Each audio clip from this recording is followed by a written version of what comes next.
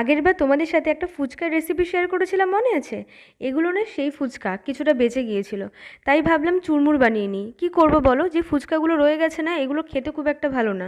আসলে যে নর্মাল ফুচকা আমরা ফুচকা দোকানে খাই না, সেগুলো খেতে বেশি ভালো হয়। এগুলো মনে হয় সুজির ফুচকা বা কিছু হবে, আমি ঠিক জানি না। কিন্তু খুব হার্ড আর খেতেও অতটা টেস্টি নয়। তাই ভাবলাম যে চুরমুরই বানিয়ে নিই আজকে, ফুচকাগুলো শেষ তো করতে হবে না। তার জন্য চুরমুর বানানোর জন্যই ফুচকাগুলোকে ভেজে আর ভালো করে গুঁড়ো করে নিয়েছি, আর এদিকে টক জল সব কিছু তো দেওয়াই হয়ে গেছে। এবার না আমি তেঁতুলটা একটু কম গুলিয়েছি, কেননা আগের বার টক জলটা না ভালো হয়েছিল, কিন্তু এত টক হয়ে গিয়েছিল যে পরে এত জল মেশাতে হয়েছিল, পরে টক জলটা ফেলা গিয়েছিল। তার জন্য এবারে আমি তেঁতুলটা একদমই অল্প পরিমাণে গুলিয়েছি, যাতে মানে খেতে খুব একটা খারাপ না লাগে, কারণ টক না বেশি হয়ে গেলেও ভাল লাগে না। কিন্তু চুরমুরটা আজকে সত্যি একদম পারফেক্ট হয়েছিল, দোকানের মতন হয়নি, কিন্তু খুব একটা খারাপও হয়নি খেতে, বেশ ভালো হয়েছিল খেতে। তো চলো আজকে ভিডিওটা এই পর্যন্তই, আর ভালো লাগলে একটা লাইক কমেন্ট শেয়ার অবশ্যই করো।